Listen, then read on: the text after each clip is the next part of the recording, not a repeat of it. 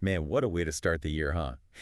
I bet a lot of you listening are pumped for some college football today, especially if you're rooting for Georgia or Notre Dame. Right. I mean, everyone was so ready for this Sugar Bowl matchup tonight. Big CFP quarterfinal. Exactly. Huge game. But then we wake up this morning and bam. Totally unexpected news. Yeah, we're diving into some serious breaking news today, folks. And it's the kind of thing that probably messed up a lot of your plans. Yeah, no kid. The Sugar Bowl, the one that was supposed to be happening tonight. Postponed. Yep. 24-hour delay. And it's not your average rain delay or anything like that, folks. No, something way more serious. This is a big deal. We're talking about a potential act of terrorism that happened on Bourbon Street early this morning. The FBI is already on the case. Yeah, and this postponement, it's a huge deal, not just for the teams and the fans who traveled, Oh, absolutely. Tons of people came to New Orleans for this. but for the whole city. The Sugar Bowl is a massive event for New Orleans. And this is a pretty stark reminder of just how real the security concerns are with these kinds of large gatherings. I know, it's scary to think about. This happening just hours before the game was supposed to start. Can you even imagine the chaos and confusion? Oh, I bet it was pandemonium. First, the attack happens early this morning. Then we get the news conference, then the postponement announcement. It all happened so fast. It did. The Sugar Bowl organizers and law enforcement had to make a tough call, and they had to make it quick. Postponing an event this huge? I mean, we're talking about logistics, finances, the whole 9 yards. Yeah, talk about a logistical nightmare. Totally. But at the end of the day, public safety has got to be the top priority. Absolutely. So they decided to postpone the game for 24 hours. What do you think went into that decision? Why not longer? Well, the Sugar Bowl CEO, Jeff Hunley, he said it was all about public safety and doing what's best for everyone involved. Give the authorities time to really investigate what happened, beef up security, and hopefully reassure everyone that it's safe to come back out. So basically, buy some time to get things under control. Exactly. And, 24 hours is a pretty tight turnaround to do all that, but I guess they felt confident that it was enough time. Plus, you have to think about the ripple effect of a longer delay. Right, the longer you push it back, the more complicated things get. Exactly. You got travel plans, hotel bookings, not to mention the broadcast schedules and the whole college football playoff timeline. It's a logistical puzzle. For sure. But let's not forget about the players in all of this. I mean, they've been training for this game all season.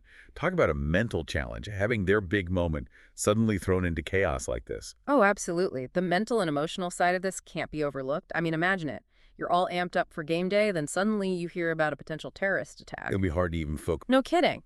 And then there's the uncertainty of what happens next, waiting to see when or if the game will even happen. That's got to weigh on you. Yeah, definitely. I'm sure the coaches and support staff are doing everything they can to help the players stay focused and manage this whole situation. Oh, for sure. They've got their work cut out for them. I read that both teams actually had the option to play the game earlier on Wednesday if they wanted to. That's right. They could have requested an earlier kickoff to give themselves more time to rest and recover, both physically and mentally, after all this. You'd think that would have made sense, right? Given everything that's happened. Yeah, you would think so. But in the end, they both decided to stick with the Thursday time slot. Interesting. Well, so here we are. A city dealing with the aftermath of a possible terrorist attack, a major sporting event up in the air, and two teams trying to find their footing amidst all this chaos. It really makes you think. What happens now? How will all of this impact the Sugar Bowl and the city of New Orleans going forward? Yeah, this is definitely a story that reaches way beyond the football field. I think it's a powerful reminder that no matter how much we're caught up in the excitement of a big event, we can't ever take safety and security for granted. I agree. It also makes you question, how we can protect ourselves better and how we respond as a society to these kinds of events. Absolutely. It's a conversation we need to be having. The Sugar Bowl has always been more than just a game, especially in New Orleans. This is a huge part of the city's culture and its resilience. Do you think this incident will overshadow the game?